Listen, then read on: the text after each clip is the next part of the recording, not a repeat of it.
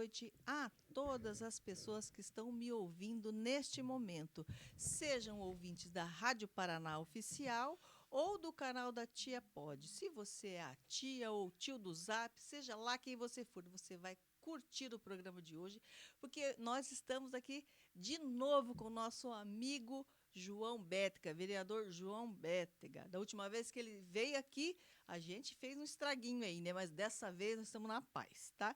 Vamos só conhecer, saber do que ele está aprontando desta vez. Então, seja bem-vindo, meu amigo. Obrigado, Naná. Uma honra estar de volta aí. Então tá. Então, desde a última vez que você veio aqui, né? Eu sempre quis que você voltasse para a gente conversar um pouco mais. Mas agora nós vamos falar sobre outras coisas. Na última manifestação do dia 3, você esteve conosco. Como foi para você participar com a galerinha lá em cima do caminhão, junto com todo mundo? Pela primeira vez, a direita está tomando forma aí, se unindo. Não, foi uma experiência maravilhosa. Agradecer a você pelo convite, ao Diogo Barbosa, ao pessoal que organizou, aos demais vereadores também que organizaram. Teve gente de vários partidos participando. Vereador Guilherme Kilter, que é vereador comigo, senador Felipe Barros. Então, agradecer essas pessoas aí. E foi um dia muito especial. É muito bom ver aí a direita unida e a gente levantando pautas para a gente ter um Brasil cada vez mais justo e livre. Que a principal ameaça hoje no Brasil é a nossa liberdade. Exatamente. Eu não sei se você, como eu, tenho sentido um Brasil diferente. Eu acho que nós estamos passando, no Brasil todo está passando por um processo de expurgo. Nós estamos aí no fogo do ourives. Nós vamos vencer e vamos ficar aí. Mas nós estamos passando por um momento difícil, mas que eu acho necessário passar. Porque você veja só, um dos resultados. A direita já está entendendo que se a gente não se unir agora, a gente vai perder essa batalha. Né? Por isso que eu achei bacana demais ver todos os partidos que se consideram de direita querendo fazer alguma coisa em cima daquele caminhão. Então, você é do União Brasil. União Brasil. Não, junto com a doutora Tatiana, com o da Costa, né? Tava lá também o Tito, também, que é do União Brasil, mas também tinha gente do PL, do Novo, né? E qual é a diferença? Vocês lá dentro da Câmara, com esses todos os partidos, como é que está sendo para vocês que são vereadores de direita trabalhar na Câmara? Vocês estão trabalhando em conjunto ou cada um faz o seu ou um colabora com o projeto do outro? A gente tem uma ótima relação entre os vereadores de direita. Acredito que é uma relação muito sadia. Eu procuro sempre apoiar iniciativas e projetos de colegas e há uma união desses vereadores lá na Câmara para a gente pautar questões importantes para o município. Eu sinto isso, assim, que há essa afinidade ideológica e essa proximidade entre os vereadores. Principalmente vereadores que são do mesmo partido e bloco, né? No meu caso, tem vários vereadores de direita no bloco lá que eu tô. E a gente senta próximo, sempre busca compartilhar coisas, opiniões e tocar à frente demandas. Além de você e da delegada e do da Costa, são 3 do União Brasil. Tem mais alguém do União Brasil lá? Tem a vereadora Andressa, né, que é da Causa Animal. Delícia. Daí no nosso bloco também tem o vereador Bruno Rossi, que é do Agir, e o vereador Bruno Seco, que é do PMB. Bruno Seco, gente boa demais. Gente boa. Tá com medo de vir aqui. Já Tá. chamei. É mesmo? Não, você faz muita pergunta, Louro. Mas ele vem. Eu vou pegar ele pela orelha, ele vai vir. Então, por isso que eu falei assim, não, o Bétega não foge. Bétega é ponta firme. Não, eu já tô acostumado com a porradaria, né? Né? Faz parte. Não que você seja essa pessoa, que a gente tá no mesmo barco, mas já tô acostumado com o jogo. Sabe que justo você me falando isso, eu me sinto melhor, porque da última vez você foi expulso do MBL. Lembra? Expulso por emitir opinião, né? Assim, eu passei no MBL bons momentos lá, né? Fiquei muito tempo lá no MBL, foram 4 anos. Porém, é um grupo que, infelizmente, vem tudo de cima para baixo e não há um diálogo assim para a gente dar opiniões diversas dentro do grupo, né? Foi uma pena aquilo que aconteceu. Eu acredito que é um momento crítico assim no Brasil hoje, que a gente está passando por uma luta por liberdade no país. Isso. Os abusos do Supremo Tribunal Federal, exato. Esse governo que a cada dia que passa piora as condições do povo brasileiro, inventa dados, números para fingir que faz alguma coisa de bom. E daí eu espero que o MBL, que tem muitas pautas em comum com a gente, eles se unam, né, com a Eles entram direita. nesse bolo de união. Para com isso, porque agora a gente está precisando É, de todo porque mundo. tem pessoas do MBL que têm boas ideias e tudo, e espero que eles possam contribuir também nessa batalha que a gente está travando aí. E a É. gente, mesmo com tudo que aconteceu, a gente recebe de braços abertos aí, se porventura eles mudarem de ideia em Nossa, algum momento. O MBL ele começou tão bonito. Até eu queria entrar no MBL naquela época. Né? Mas eu acredito que ainda há tempo, sabe? Porque são meninos bons, inteligentes, né? Uma hora a maturidade chega, né? Não quero condenar eles também, né?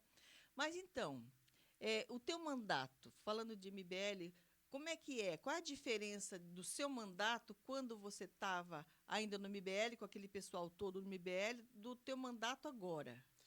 No MBL era uma questão que vinha muito de cima para baixo, então eu não conseguia ter controle do meu próprio mandato. O MBL queria mandar no mandato, direcionar todo o andamento do mandato, e isso acabou gerando muitos problemas, né, de brigas do gabinete, quebra-pau mesmo, situações feias. Internamente. Porque eu queria fazer alguma coisa, a equipe não queria acatar aquilo que eu desejava, porque queriam somente acatar aquilo que a Nacional do MBL determinava. E eu procurava ter um meio termo, né? Queria Uhum. poder conversar para passar as minhas ideias e receber as ideias dele, achar um meio termo, né? Porque cada parlamentar tem a sua característica. Sim. E eu não queria perder o meu modo de ser, né? De querer Exato. tocar as coisas para fazer tudo do jeito que os caras queriam fazer em São Paulo. É. Eu procurei abrir esse diálogo, né? Houveram situações de extremo desrespeito comigo, né? De ex-assessores. Falei para a MBL que a gente poderia negociar uma continuidade minha no movimento caso eu mandasse embora esses assessores que me desrespeitaram, que me ameaçaram, inclusive no meu Uhum. gabinete. Infelizmente, eles não quiseram ser flexíveis nem a esse ponto. Então, por eles serem muito inflexíveis, muito rígidos, né, com o modo deles de fazer as coisas, eu procurei flexibilizar de um lado, eles não corresponderam. Então, a saída foi a melhor alternativa, né? Para eu Agora poder ter um você. mandato mais livre. É por isso que eu estou falando. E a, Eu tenho sentido você mais leve, mais não, feliz até. e eu tô, com certeza, tô numa fase muito boa da minha vida. Sempre a gente tem muitas coisas a melhorar na vida, na política, no mandato, mas o nosso mandato ele deu uma bela melhorada depois que eu saí do MBL.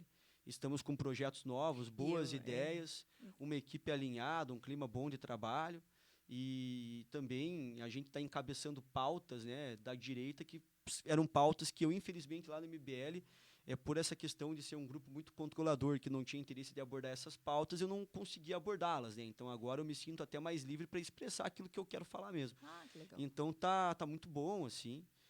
Julho foi um mês ótimo no recesso, a gente organizou muita coisa e A equipe está a todo vapor. tá todo vapor, Que tá muito legal. bom. Então Que estou muito legal. contente, assim. Para mim foi bom, assim. É muito bom você poder trabalhar num ambiente de trabalho mais leve, assim, né? Assim, Ah, legal, sem legal. desrespeito e coisas do gênero. Então, como eu estava assim, meio ausente do seu trabalho na Câmara, eu pedi para o Cleito mandar para mim algumas coisas, alguns projetos, né, que vocês estão fazendo. Eu estava vendo coisas legais ali, né? Bacana demais. Eu anotei aqui, né?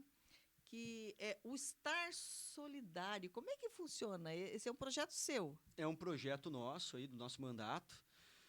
Que assim, hoje em Curitiba um grande problema é a máfia da multa, né? Que Sim. rouba o cidadão na mão grande. Uhum. Até na última vez que estive aqui, eu comentei acerca desse problema. Até então a gente não tinha feito esses projetos que foram feitos no novo gabinete, né? Após a mudança dos assessores. E a gente desenvolveu um pacote de medidas para combater a máfia da multa. E um desses projetos é o Estar Solidário, que é um projeto que ele busca essencialmente acabar com o caráter arrecadatório da máfia da multa. E Porque como hoje. funcionaria esse? Então, que assim, para contextualizar, hoje, o que acontece? Das 5 da tarde, coloca um monte de agente de trânsito na rua, propositalmente para multar as pessoas. Sim. Porque eles têm, até falam internamente na URBS, que eles têm metas a serem cumpridas de multas, né? Sim. Então, enchem as ruas de agente de trânsito para que eles multem por estar pessoas que eventualmente passaram um pouco do tempo, ou pessoas que esqueceram de comprar o cartão. E já houveram medidas que foram boas da prefeitura para amenizar a máfia da multa, como, por exemplo, sinalizar melhor as ruas com radar, né, colocar escrito no chão, sinalizar com vermelho poste, fizeram algumas coisas interessantes. Porém, essa questão do estar é muito controversa. Sim. E a ideia do estar solidário é justamente a gente parar com o caráter de arrecadação da máfia da multa. Em vez de você comprar um estar e dar lucro diretamente para a prefeitura, você vai poder converter isso numa ação social, em fazer bem ao próximo. Porque muitas pessoas que são da esquerda acreditam que somente o Estado ele pode fazer o bem pelas pessoas. Então, o Somente dinheiro do estar ia para alguma organização de assistência social? Não, o dinheiro do Estado ele vai para a prefeitura, né? Hoje ele vai para a prefeitura. Só que também a ideia do projeto é justamente levantar os nossos próprios valores como direita. Sim. Porque hoje tem muita gente que acredita que somente o Estado pode resolver os problemas e as mazelas sociais, sendo que o poder transformador de você ajudar o próximo é uma ideia de direita em si própria, né? De você fazer uma ação social, fazer um bem-estar, o ser humano ajudar, poder ser esse agente, não depender apenas da figura estatal, que é algo deficitário, que o Estado não ajuda como ele deveria. Então, cada ser humano pode ser um transformador nesse projeto, porque em vez de você pagar 2 horas de estar, você pode doar, por exemplo, 5 quilos de alimento. E você doando os 5 quilos de alimento, você pode, ao mesmo tempo, vai ter, né, o seu crédito no estar com a sua doação, e você vai poder ajudar uma família que está necessitada. Sim. Então, como é que você vai provar que você doou esse alimento? Esse alimento ele vai ser doado direto para a prefeitura, né? Vão ter pontos de coleta. E daí, através desses pontos de coleta, a pessoa vai lá e retira o seu estar. Legal. Entendeu? Boa Isso ideia. vai ser diretamente feito via aplicativo. Pode ser doado no FAS também? Também no Fundação. faz, também no faz. Ótima ideia. Gostei muito. Porque daí a gente sabe para onde que vai esse dinheiro, né? A pessoa comprou o alimento, doou para a instituição, né? Porque muita gente duvida, né, de como que é investido esse próprio dinheiro que sai do estar, que as pessoas pagam, né? Porque na realidade você estacionar na rua não deveria ser algo cobrado, né? O principal motivo para ter o estar hoje é a questão de ter rotatividade de carros.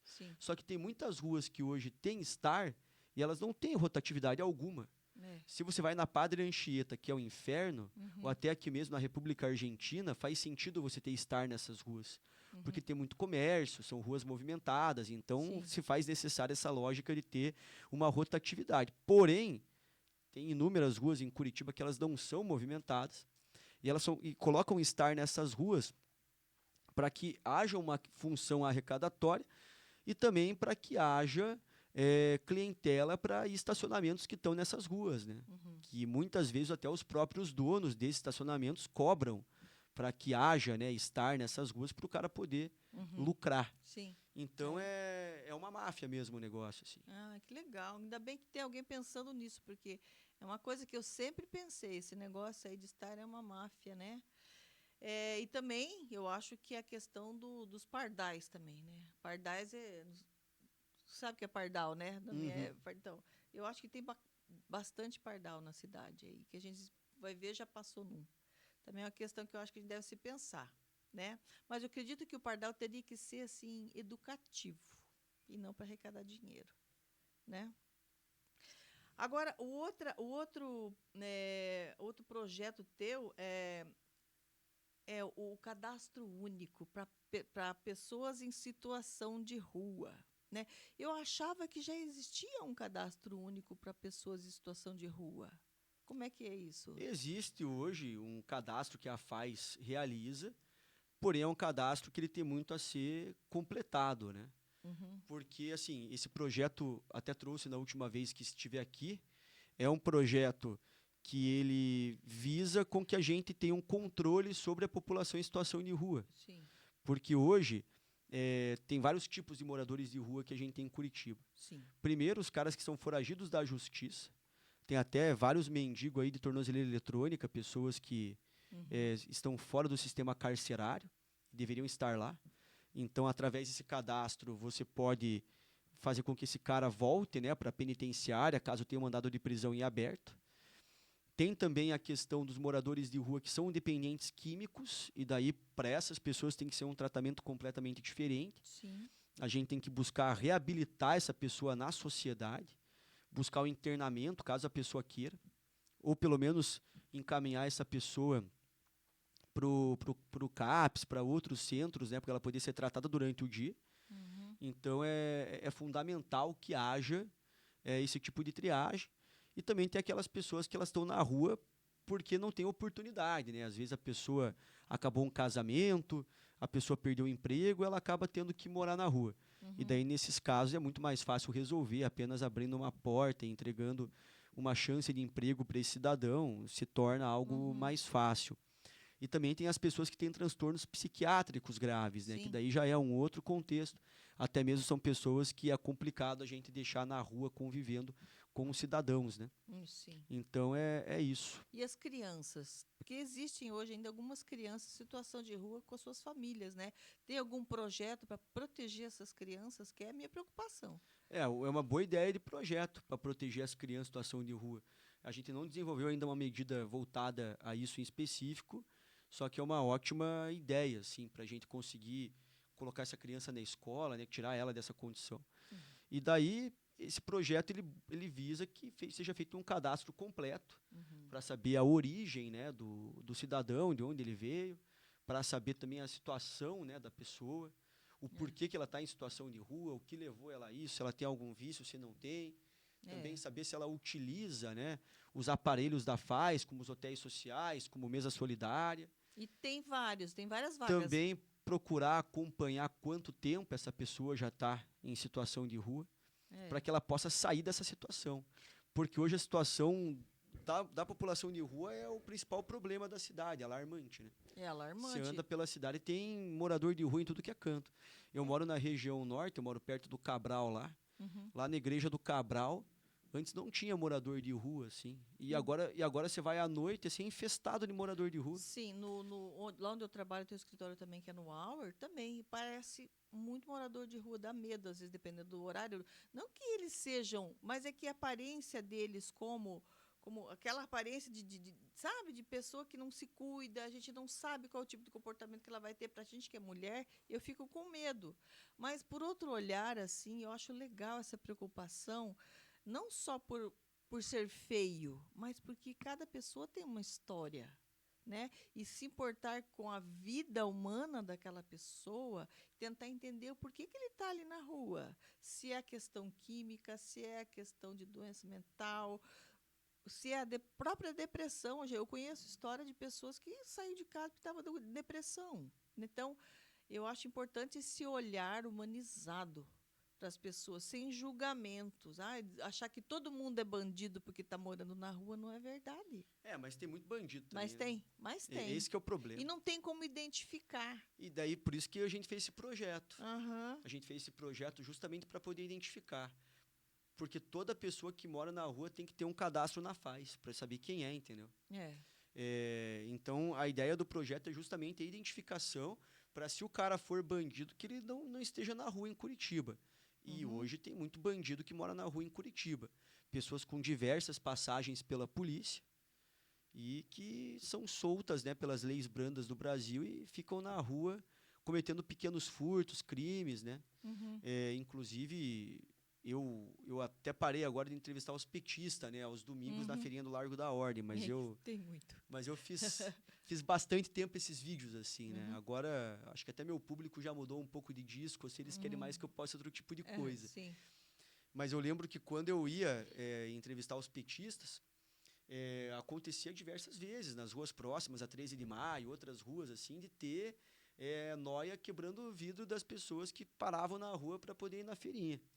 E daí o nóia vai lá, quebra, o cara rouba as coisas para fumar crack, né? Então, é um projeto que é muito importante que o povo faça pressão popular para que ele seja aprovado. O mundo do crime não quer que esse projeto seja aprovado, porque o mundo do crime ele fica no meio da população de rua, se infiltra na população de rua. Tá. O mundo do crime vê na população de rua os maiores clientes deles. Sim. Então, daí esse povo rouba, esse povo mata, esse povo fica pedindo esmola para usar droga. Eles pegam o cartão de Bolsa Família dessas pessoas para poder as pessoas ficarem dependendo deles para usar drogas. Eu sei disso. E tem muito morador de rua que tem um benefício, Tem um que benefício. consegue sacar a Bolsa Família. Porque às vezes coloca o endereço de um parente e tudo, o cara vai lá e saca. E dele usa o benefício para isso, né? Você estava falando que tem muitos moradores, pessoas em situação de ruas que usa tornozeleira eletrônica. Mas existe um mecanismo de monitoramento dessa tornozeleira eletrônica, não existe? Existe. Então, a polícia sabe que esse cara de tornozeleira eletrônica, onde é que ele está. Sim. Né? Então, eu estava pensando que quando você falava, se não existe um meio de a gente saber onde cada um está por algum dispositivo eletrônico, não como tornozeleira eletrônica, mas um relógio, alguma coisa para a pessoa, se ela quiser receber o benefício, a gente sabe onde é que encontrar. Se está doente, se é cardíaco, o que está acontecendo. É que assim, a questão da tornozeleira é quando ele está em liberdade condicional já, né? Ele já não está no regime fechado. Sim. Então, a pessoa que está com tornozeleira, ela fica em prisão domiciliar, ou até mesmo ela pode andar com a tornozeleira em certas horas do dia. Então, essa questão do cara estar andando com tornozeleira não significa que ele está com mandado de prisão em aberto. Sim. Mas também tem muito bandido em Curitiba que o cara tem mandado de prisão em aberto e até por isso não está com tornozeleira. E esse cara tem que ser identificado pela FAIS para que ele possa ser preso. Né? Então, seria um trabalho que ajudaria muito até mesmo a segurança pública do município. Porque se hoje Curitiba é uma cidade que é insegura, muito se deve à população de rua. Tem muito mendigo que não assalta. Eu não estou aqui fazendo uma generalização, mas tem caras aí que roubam, né? E que deixam as pessoas inseguras. Exatamente. Mas eu estava falando no sentido do mecanismo eletrônico, não como tornozeleira, que a gente sabe que tornozeleira é alguém que pratica alguma coisa contra a lei que vai usar aquela tornozeleira. Mas, tipo um colar, um relógio, alguma coisa que identificasse para a gente saber onde é que está aquela pessoa, se aquela pessoa está passando mal, se aquela pessoa é cardíaca, se ela precisa de remédio, onde é que ela está. Porque eu sei que o FAS, ele encontra as pessoas na rua e leva seus remédios. Sabe quem é cardíaco, sabe? Mas onde é que está? Para achar, para entregar esse remédio, como é que faz? Porque eu sei que a FAS controla isso, mas eu não entendo como é que eles conseguem achar aquele paciente que eles têm que entregar o remédio, têm que medir pressão. Como é que faz? Né? Eles conseguem encontrar com base naquilo que eles têm de registro, né? Só que é complicado mesmo fazer essa entrega, porque tem muito morador de rua que ele muda a região que ele fica na cidade. Sim. Então, ou o cara vai buscar em alguma estrutura da prefeitura, né, esse tipo de medicamento, como, por exemplo, numa UPA, ou ele vai às vezes até ficar um pouco abandonado nesse tipo de situação. Tinha que ter um localizador, né? Alguma coisa. Então, essa questão do cadastro com certeza facilitaria, né? Tinha, né? Eu acredito que a questão do localizador é uma proposta daí já até mais polêmica, né, do que a minha, que já é bem polêmica. E essa proposta do localizador, eu não acredito até que ponto ela seria viável, né, economicamente, né? Porque daí você teria que colocar um dispositivo em cada um dos moradores de rua, não sei se seria o momento adequado para propor isso. Mas com certeza de já ter um cadastro dessa pessoa, a pessoa ela já vai conseguir ser mais facilmente identificada.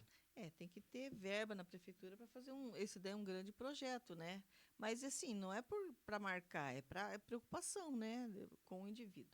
Vamos passar para o outro que eu achei polêmico, outro projeto teu, que cassação de alvará por receptação. Que tipo de receptação? Como é que é isso? A receptação é um crime tipificado no Código Penal, que é basicamente você vender um item roubado por alguém. Então, a receptação é um crime. Receber. Sim, receber um item roubado por alguém. Então, a receptação é um crime que ele é muito comum, né? Tem muito assalto de telefone celular por aí, tudo, né?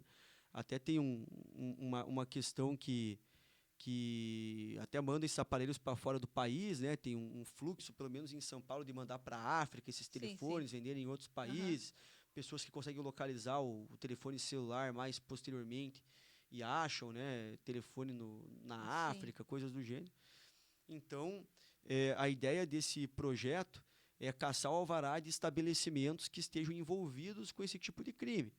porque tem pessoas que roubam, né, deixam em alguns estabelecimentos para que esses estabelecimentos revendam esses itens, né, Você sabe que para uma as vez pessoas. aconteceu um negócio parecido desse com a oficina, que nós temos uma oficina.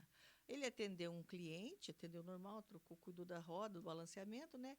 E a polícia bateu lá à noite. A gente Aí a polícia achou uma bateria, não sei que tipo de bateria, de antena. E a gente não sabia de onde tinha vindo aquela bateria. Só sei que o meu cunhado foi notificado, ficha na polícia, boletim do correio, você não sabe, não entendeu de onde que é parecido. Aí depois foi puxado nas câmeras, a gente viu que foi o cliente que ele atendeu, que enquanto ele foi pagar, foi buscar alguma coisa lá e deixou num cantinho aquela bateria lá e ferrou com a nossa oficina, né? Então aí a gente ficou como receptador de material roubado, né? É. Ainda bem que tinha câmera para poder filmar aquilo, né? Mas existe sim, que eu sei, vários estabelecimentos comercial que é usado para esse tipo de situação. Não, com certeza. E daí a ideia é caçar o alvará desses estabelecimentos, né? Que estejam cientes desse envolvimento, que sejam envolvidos com esse tipo de crime, né? Uhum. Que você fazer revenda, né, de itens roubados é algo que é crime, Sim. é uma situação deplorável. Então, a nossa ideia é que esse projeto ele ajude a inibir o crime na cidade, né? Vai ser mais Uhum. um braço, né, que a gente vai poder ter para combater a criminalidade. Ainda mais no centro da cidade, onde esse tipo de prática é muito comum, né? E até alguns bairros afastados também é. Sim, a questão do cobre, né? Dos É, fios de cobre, que acaba a gente ficando sem energia, porque o caboclo vai lá e corta e vende aquilo. Quem é que compra aquilo? Tinha que acabar com esse que compra, né? Eu acredito que o seu projeto atinge esse tipo de situação também, né? ele entra mais em itens roubados das pessoas, né? Ele entra Hum, dentro dessa alçada. aham. Mas a ideia de fazer um projeto para o fio de cobre me parece uma boa ideia, porque também é um problema muito comum no É município aí. comum, acontece demais. Acontece direto. Olha, vai anotando, Cleito. É ao vivo. Então, outra coisa que você colocou que eu achei assim, falei, como será que vai acontecer isso? Outro projeto teu é colocar câmeras corporais nos agentes de trânsito, né? Os agentes de trânsito são a polícia ou o pessoal do Detran, ou os dois? Não, agente de trânsito é do Detran, Do né? Eles Detran. são, na realidade, da URBS, os agentes Uhum. de trânsito.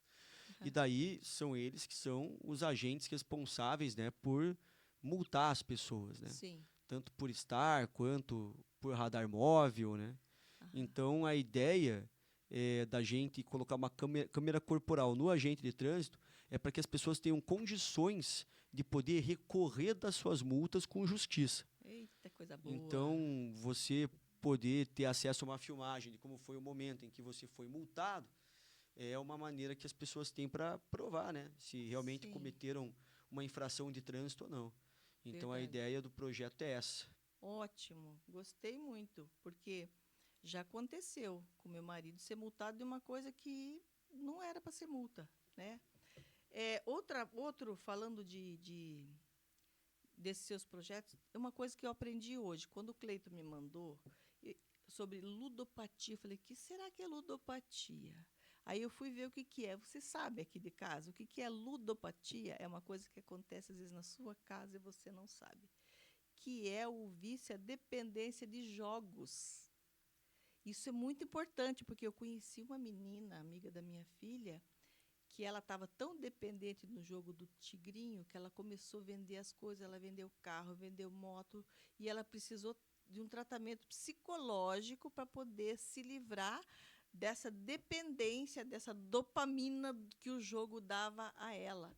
Eu achei esse projeto, de todos esses, o mais importante, porque isso está acontecendo muito, é muito comum, mais do que a gente pensa. Às vezes você tem um filho dentro da sua casa que está 24 horas no celular jogando e você não está entendendo que isso pode se tornar, né, uma doença grave, né? Então, eu achei muito interessante isso. Parabéns, gostei demais desse seu projeto, né? E como é que vai funcionar isso daí, esse projeto, Bética? A ideia do projeto é a gente fazer uma campanha de conscientização via o SUS, para a gente conseguir fazer com que as pessoas entendam, né, os malefícios do vício na ludopatia, né, dessa questão dos jogos.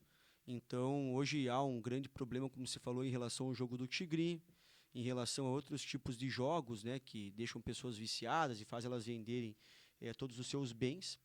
E a gente foi estudar exemplos no mundo inteiro, né, de ações que estão sendo feitas para inibir esse tipo de vício. Até que a gente chegou num exemplo na França, né, de uma semana de conscientização que eles fizeram em relação a isso, uma política integrada com o Sistema Único de Saúde francês, né, uma espécie de SUS lá, para que eles pudessem fazer campanhas educativas, pudessem fazer campanhas informativas acerca dessa questão.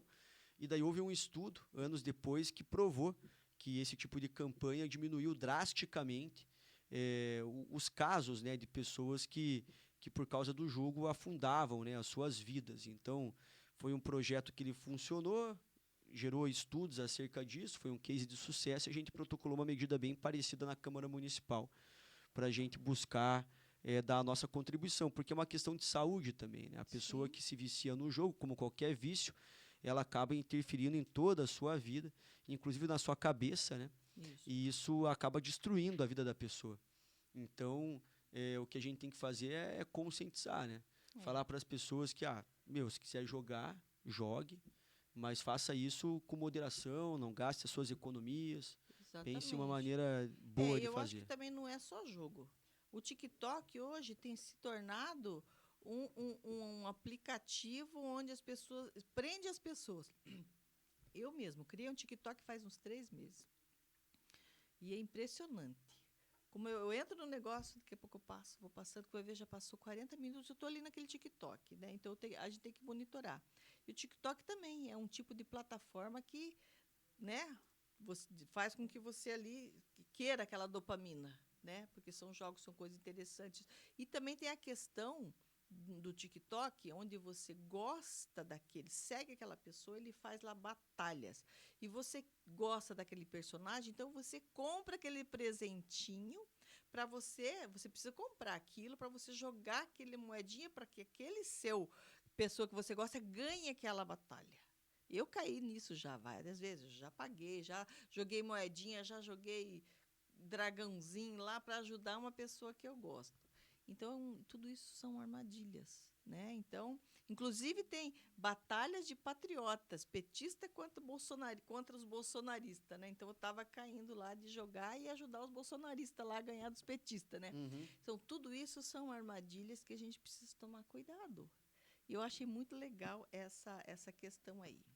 Falando agora, vamos mudar o rumo dessa prosa, falando sobre essa questão aí de rede social. Você viu recentemente que o Felca, ele denunciou aí uma quadrilha, e hoje ou ontem, não me lembro, que o rapaz com quem ele denunciou, ele foi preso. E foi, né, tem outras denúncias de tráfico humano e exploração sexual infantil. Né? Ok, tudo bem, é ótimo que ele denunciou tudo isso, foi desmontada uma quadrilha, beleza. Mas o governo Lula está usando o vídeo do Felca para regulamentar as redes sociais. Você acha que o Felca é vilão ou herói? Eu acredito que isso só o tempo dirá. Não tem como eu tomar uma conclusão do Felca agora. É que assim, o que causa estranheza é o seguinte. A Antônia Fontinelli, né, que ela é uma influenciadora de direita, ela falou do mesmo influenciador, que é o Ítalo Santos lá, e na época que ela falou, ninguém deu bola.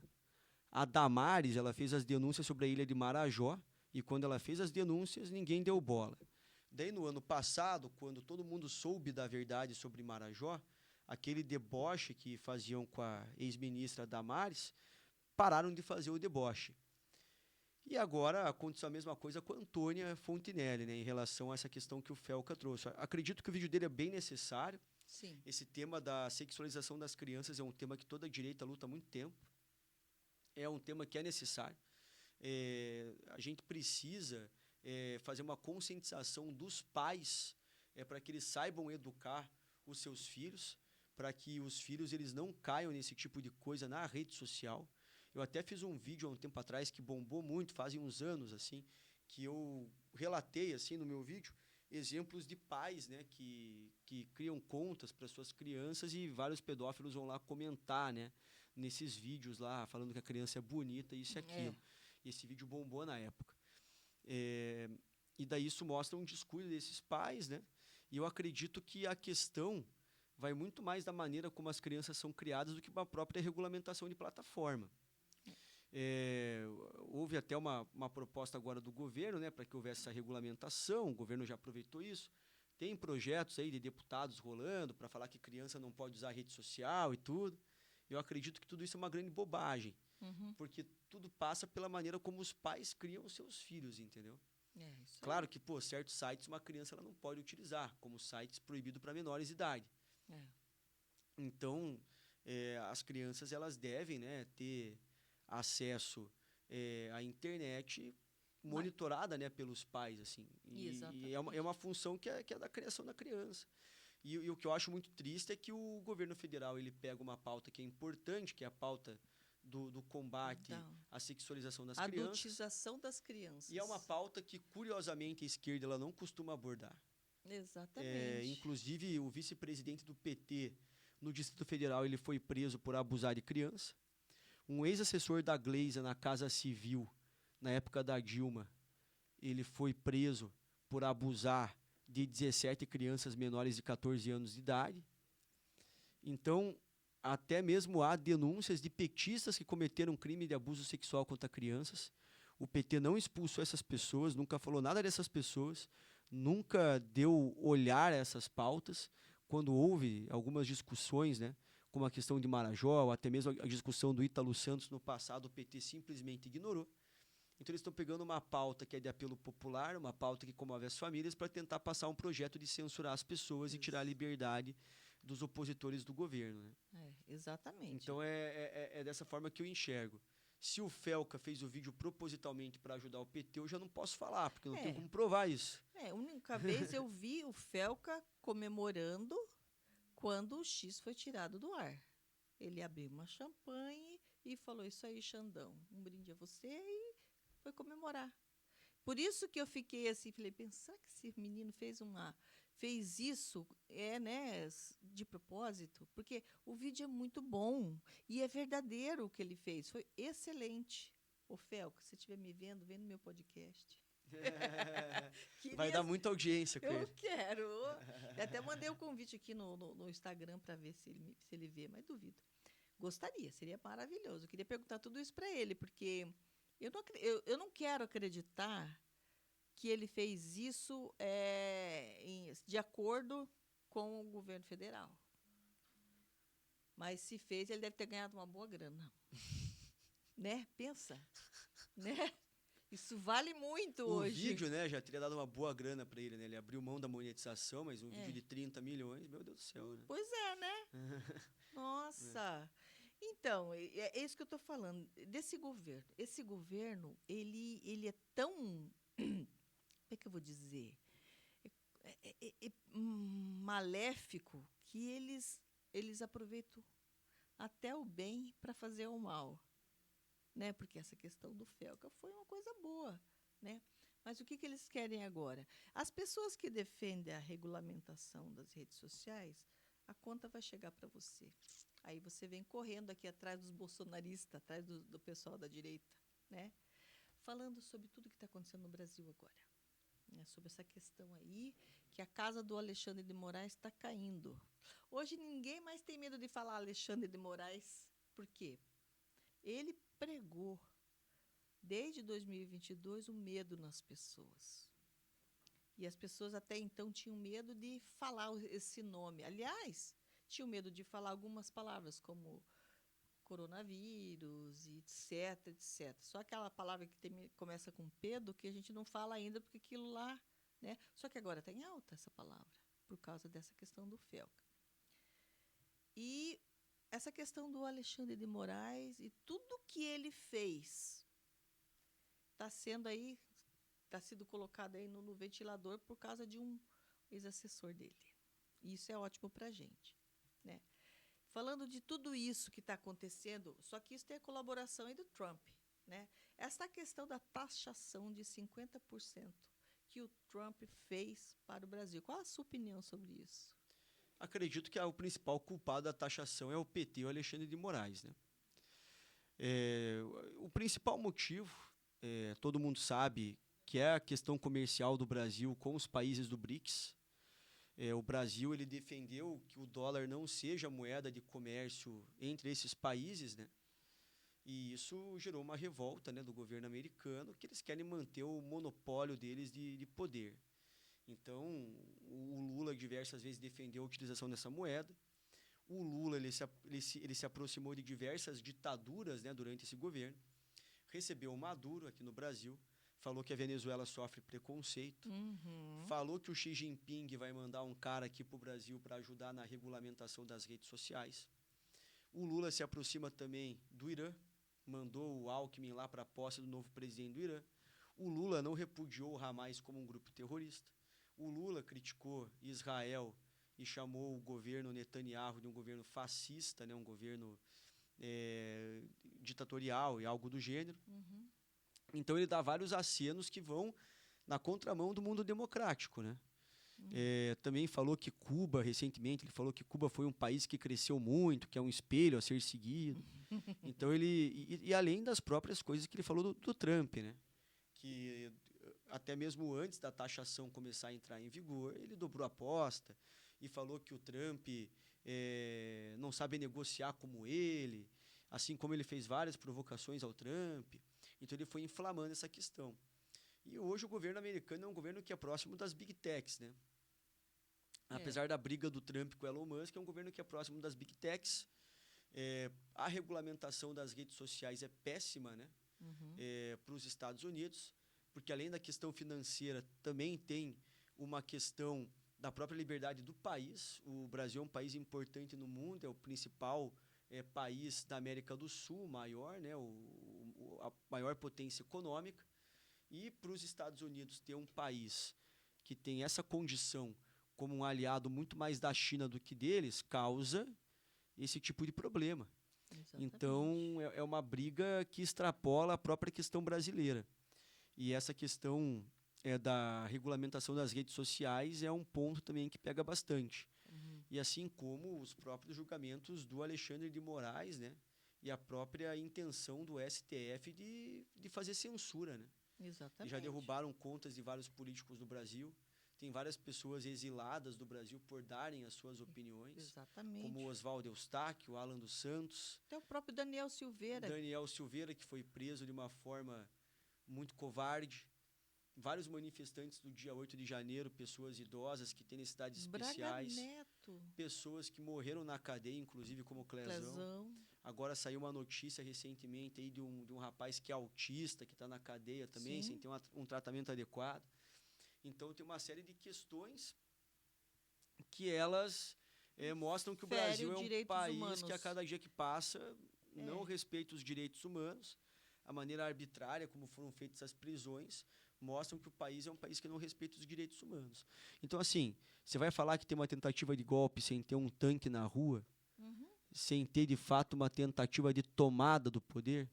Porque o que a gente vê na prática são pessoas que foram lá no 8 de janeiro e com os ânimos aflorados por não sei quem, porque as imagens também foram escondidas pelo Flávio Dino, né? Só 4 câmeras que foram... tem mais aí de 100 câmeras que ninguém sabe onde estão as imagens. Então, eram 185 câmeras e 4 que apareceram. Exatamente. Então, a gente não tem acesso às câmeras, não sabe ao certo quem inflamou para rolar aquela quebradeira, mas vamos supor que, eventualmente, algum patriota tenha quebrado alguma coisa lá.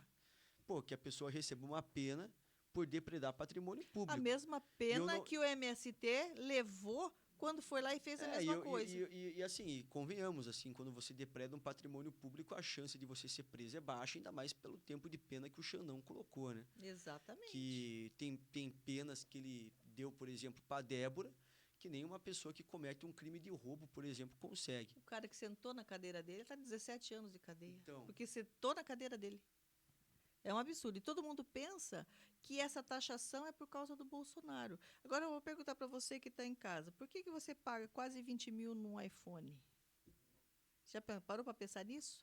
Quanto é que o Brasil taxa os Estados Unidos? Mais de 100%.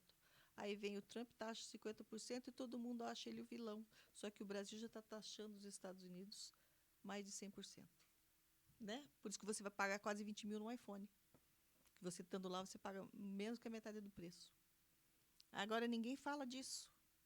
Tem essa também. Não só de produtos eletrônicos, várias outras coisas, né? E o Trump ainda foi bonzinho e taxou em algumas coisas, não são todos os produtos. Então, eu acho que é muita desinformação e muita gente que acredita em Rede Globo, em bloguinho de esquerda, em jornalzinho meia-boca, e realmente não vai procurar informação, né, direito sobre essas questões, né? E vontade de espirrar, essa outra questão aí do... Já ouviu falar do dossiê do Alexandre de Moraes? Você Já. Então, nós vamos fazer um documentário sobre ele, vai ser maravilhoso, né? Essas questões todas do que tem aparecido, sabe? Na questão das eleições de 2022, né?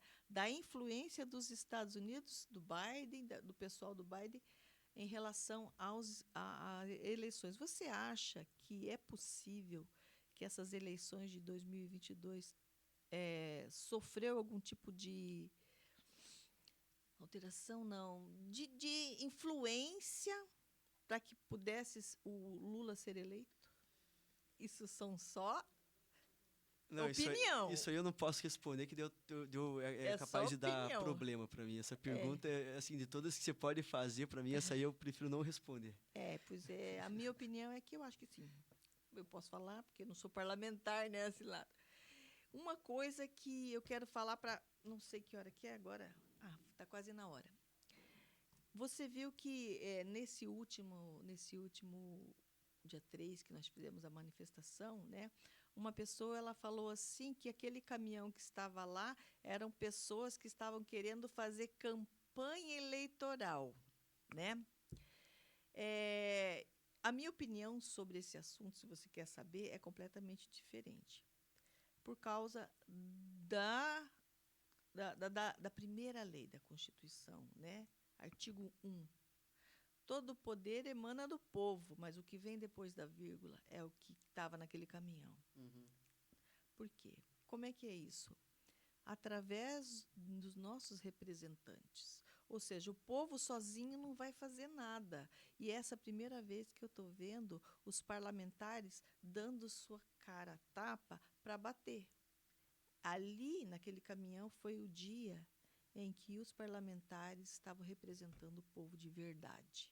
Porque todos estão correndo um grande risco falando de um caminhão de som. Já lá, na época dos quartéis, eu não vi parlamentares, porque eles estavam correndo um risco real e como eu vi muita gente sendo presa, pessoas normais, comuns, sendo julgadas pela Suprema Corte, que já não era, isso não podia acontecer, uma Suprema Corte julgar casos de pessoas comuns.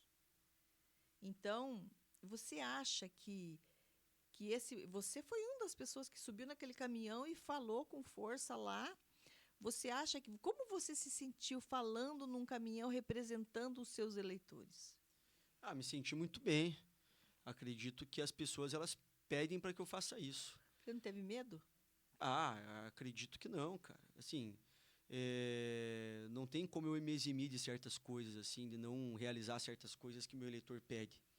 Então, o que eu penso é o seguinte: eu fui eleito por um motivo. Hoje, 80% do meu eleitor é bolsonarista. O eleitor que votou em mim em 2024, 80% dele é bolsonarista. Então, assim, eles têm em comum comigo querer defender essas pautas de justiça e de liberdade. Sim. E não é uma manifestação para defender o Bolsonaro, é uma manifestação para defender que o povo brasileiro seja livre. Então, o meu eleitor ele me pede para que eu faça isso. É o meu dever fazer isso, senão eu vou estar indo contra aquilo que eu preguei, por exemplo, na minha carreira política. Então, foi o momento que eu precisei subir no caminhão de som mesmo, falar as coisas que eu falei. Falei uma fala firme lá, bem forte, né? Dei uma bela uma inflamada. E vamos para cima. Na verdade, tudo que o povo precisa é soltar a sua voz. Mesmo eles gritando lá, aquela... Para a gente é música para os nossos ouvidos. Lula, ladrão, seu lugar na prisão com força. É tudo, é o grito que está na garganta das pessoas, né? E falando sobre Bolsonaro agora, a gente sabe que Bolsonaro está numa situação assim difícil e eu tenho visto o rosto dele cansado, até depressivo com tudo isso que ele já passou, porque ele já aguentou muita coisa, né? Agora vem as eleições aí de 2026. A sua opinião sobre a presidência da República? Você acha que Bolsonaro vai conseguir? Eu acho difícil ficar elegível para poder concorrer à presidência da República. Tá difícil, né? Difícil. Existe uma chance. É difícil, mas existe. Tá.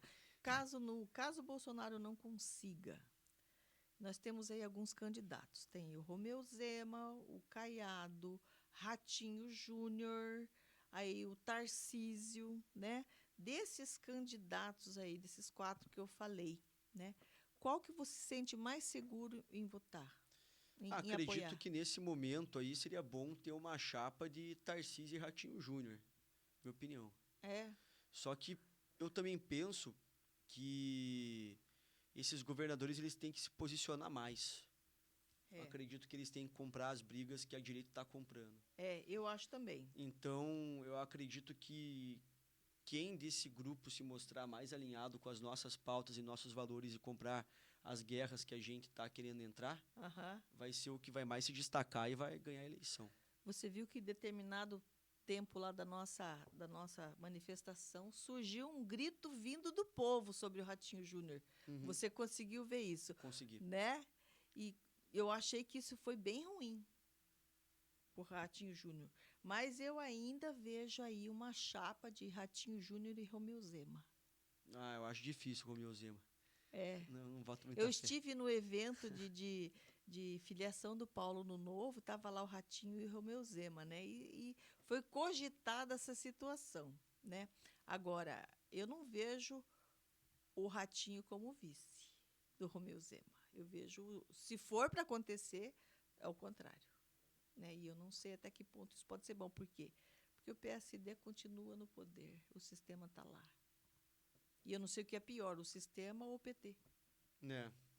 né?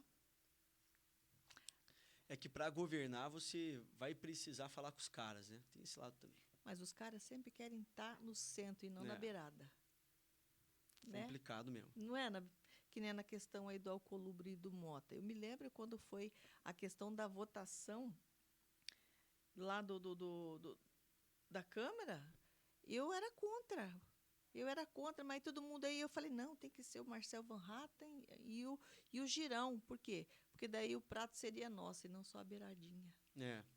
né? Só que para você eleger um cara como o Marcel Van Hatten ou o Girão, você tem que sentar para conversar com esses caras, né? Infelizmente, eles detêm hoje a maioria do poder, né? Exatamente. Seria muito bom se não fosse assim, Pois é. mas infelizmente é. Então, E daí a questão é a seguinte, o tempo provou que você estava certa nessa questão do Marcel Van Hatten, entendeu? então. Porque agora a gente até vê a própria dificuldade do Mota e do Alcolumbre para pautar a anistia para os presos políticos do 8 de janeiro. Sim, E daí a direita tem que ter essa reflexão, exatamente. que às vezes até mesmo a gente apoiar um candidato para perder, mas que ele pelo menos carregue essas bandeiras, né? Exatamente. O Alcolumbre recentemente falou que não vai pautar nem com 81 assinaturas para o impeachment, né? E eu fiz essa pergunta para o Deltan, e agora? Ele falou assim, não, tem que ter 2 impeachment, o do Alcolumbre e o do Alexandre de Moraes, né? Então, só que as coisas não são bem assim, né? A gente vai tentar pelas vias legais, senão o povo vai ter que ir para a rua de novo para poder pautar o impeachment do Alcolumbre, porque ele que falou, né? Então, é isso aí, mas eu quero lhe agradecer essa conversa, porque a gente sempre vem aqui, a gente tem uma conversa, né, série de amigos, e eu quero lhe agradecer. Agora você é um dos nossos de verdade. Eu lembro que quando aconteceu todas aquelas coisas, as tias do Zap foram lá e te abraçaram, e você se sente assim, você é parte da gente. Pode contar para o nosso grupo gosta de você, gosta do que você está fazendo, né, e está acompanhando você. A gente está de olho, parece que não, mas a gente está de olho no que você está fazendo, e foi bom você trazer esses novos projetos que você fez depois que você saiu lá, né, das garras lá do MBL. Quero agradecer muito a sua presença, por ter aceitado vir aqui de novo comigo. Eu que agradeço aí, Nana, obrigado aí pela oportunidade, foi muito bom poder falar bastante dos projetos aqui, fico feliz. uma conversa franca, assim, falando coisas que têm que ser ditas. É. E agradeço também o apoio do teu grupo. Tamo junto e é só o começo. Vamos fazer muita coisa boa. Obrigado pelo convite. Tamo junto. Ah, esqueci de perguntar uma coisa. Você vai continuar como vereador ou vai querer sair alguma candidata a algum deputado federal ou estadual aí? Então, a ideia minha hoje, eu não defini ainda se vou ser candidato a federal ou estadual, mas hoje a minha ideia é no ano que vem viabilizar uma candidatura a deputado estadual. Uhum. Estou no momento que eu quero tocar meu mandato, meu objetivo aí é continuar como vereador, realizar um bom trabalho pelo povo de Curitiba. Não sou candidato ainda, né? Não estou falando em eleição, porque eleição é na hora da eleição, né? Então, temos que respeitar também as regras do TRE. É. O grupo Tias e Tios do Zap está planejando sabatinas, tá? E eu gostaria de convidar você para você participar de uma dessas sabatinas, para ver se a gente vai apoiar você no seu próximo mandato ou vai querer que você continue com a gente no nosso município. Topa? Vamos embora. Oba! Estou preparado para tudo aí. Então tá bom, obrigado por ter vindo, por me responder prontamente, ser parceiro nosso aqui da nossa rádio. Pessoal, até a próxima!